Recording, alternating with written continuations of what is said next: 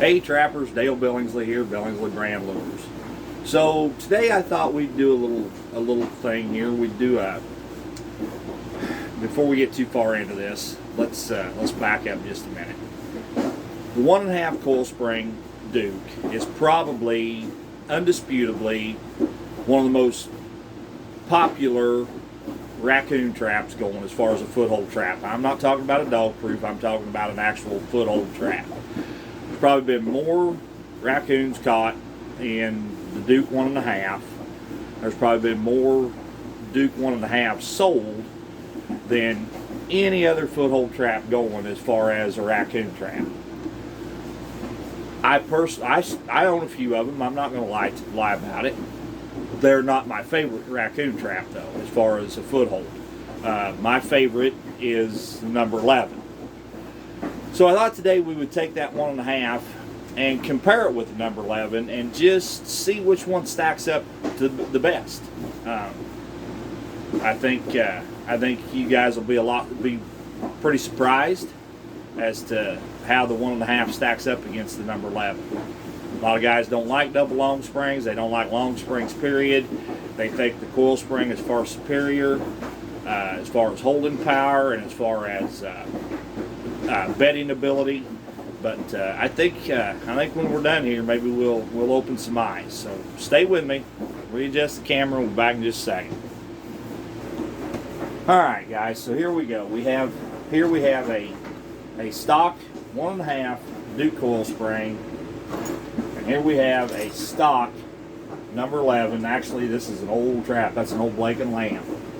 That trap's probably 50 years old.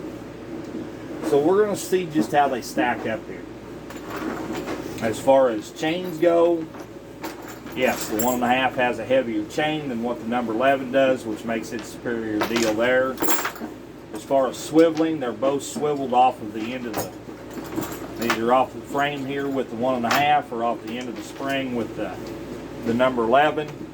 So as far as that goes, they're both swiveled about approximately the same.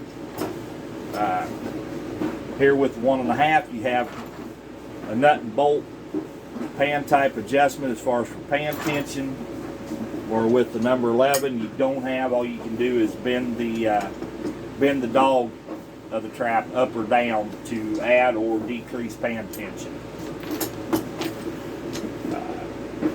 The 1.5 comes with 2 swivels, end chain swivel and swivel at the trap, or the old number 11 comes with a swivel here at the trap with clevis and just a ring on the end of the chain. But let's get into the meat and potatoes of them both. Now here with the 1.5, from the pan to the bottom of the jaws, my ruler turn around here. And the pan's clear down. You can see, I mean, there's no way that pan will go down any farther. From the pan to the bottom of the jaws, we are at 1.5 inches height. Okay? That out of the way. With the number 11, from the pan to the bottom of the jaws, we are at exactly 2 inches. Now I understand a 1/2 inch isn't much, but that 1/2 inch, getting that paw in there that much deeper, does make a difference. That's why I believe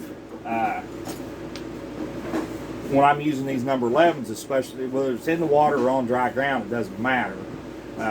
As I've said before in previous videos, I use a lot of these number 11s in raccoon trails on dry ground, and I hold coyotes, I hold bobcats, I've held otter in them, beaver, raccoons, you name it, I've held them in this little number 11. And I think that 1/2 inch, by the pan going clear to base on the 11 versus the spring levers hitting the pan on the 1.5, that extra 1/2 inch makes a world of difference. Again, as I said, a 1/2 inch doesn't sound like much, but as far as a grip on a paw, it makes a pretty big difference. Now the other thing I want to show you with this 1.5. You just got a common, regular, long, flat screwdriver here. We'll stick it in between the jaws here. Get this up here where you can see it. Let's get it slid over to where it's center jaw. Okay, we're in the center of the jaws. Now watch. It doesn't take a whole lot to, I hope that's going to show up all right. It doesn't take a whole lot of twisting and flex to move those jaws any at all. And what you're doing, you're not actually moving the jaws, you're backing the springs down.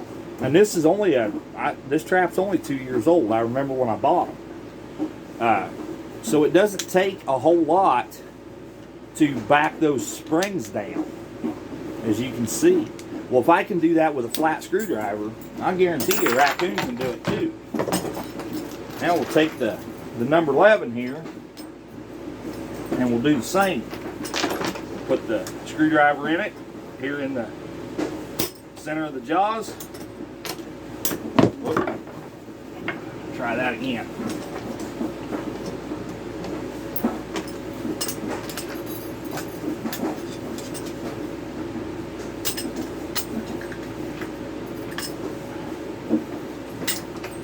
All right.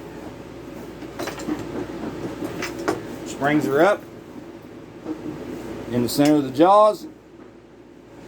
You can't